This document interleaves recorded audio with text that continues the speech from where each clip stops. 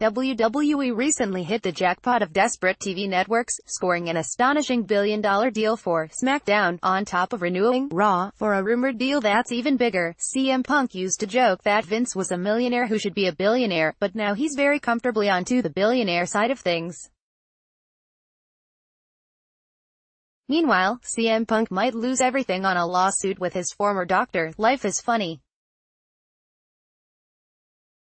However, everything didn't used to be coming up money-spewing roses for Vince McMahon and WWE. In fact, back in 2008, ratings for Raw were not doing great, especially after the Chris Benoit tragedy really dropped their stock in the public eye. In fact, it got to the point where McMahon was feeling pressure from the USA Network to come up with some really big ratings stunts for sweeps, with what I can only presume was a sentence that ended with, "or else, more, am I the only one?" Witty observations, burning questions from last week in WWE after tremendous ideas like having Hornswoggle as McMahon's illegitimate child failed to ignite the ratings. Vince went with the logical next step in the sweep's desperation ladder, actually trying to pay people to watch the show. Now, I mean, from a financial standpoint, if you're investing millions of dollars to entice people to watch your wrestling show, why not just cut out the middleman and send the money directly to the viewers? Unfortunately, that's not what we got. Instead, it was time for $1 Million Mania, where fans could enter into a draw for $1 million a week, out of Vince's personal bank account. Hey, still a better investment than the XFL. Keith, speaking on the XFL. The deal was that you'd have to watch Raw and pay attention to a special password given at the beginning, and then wait until the end of the show for a possible phone call from Vince McMahon himself. He lost me at Watch Raw, if we're going to be totally honest here. The fact that the ratings-grabbing stunt was basically introduced by McMahon in the first show of June as a way to attract new viewers should have been a clue as to how desperate they really were. I mean, if you're literally going on TV and announcing that your ratings are terrible and you want to give away money to make people watch, well, you're treading some pretty dangerous ground on the sleazemongering scale.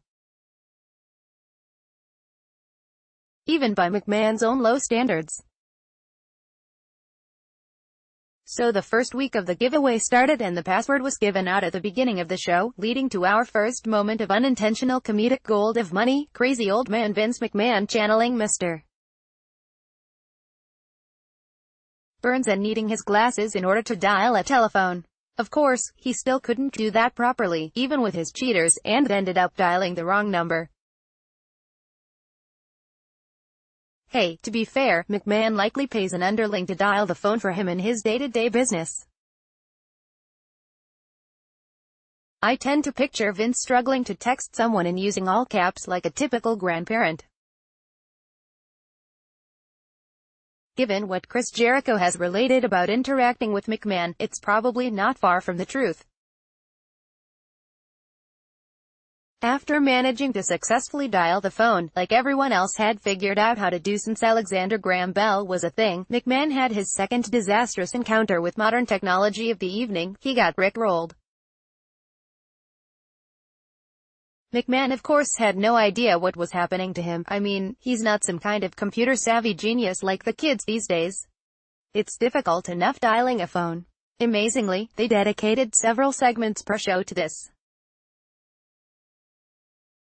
disaster as ratings actually fell, despite the train wreck appeal of a crazy old man fighting with high-tech equipment like telephones. Also, in a classic wrestling bait-and-switch, it turned out that McMahon didn't give anyone $1 million. Some people were given as little as $16 because Vince was messing with them. One guy passed up a shot at $50,000 and Vince left a vindictive message on his voicemail live on air, chastising him for giving up the money when all he had to do was watch Raw. The guy later said he was okay with the decision he made.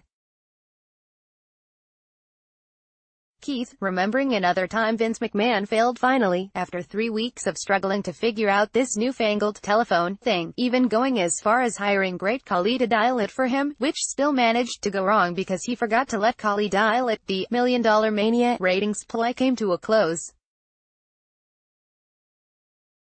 How else could it end but with an even bigger ratings ploy? That's right, we got a cliffhanger where Vince's set collapsed on him to end the whole storyline and he might have been dead or whatever. Later on, even WWE admitted in a YouTube video that this was one of their biggest mistakes ever. Hopefully whoever made that video for WWE also took the time to tell McMahon how to dial a phone and let him know who Rick Astley is.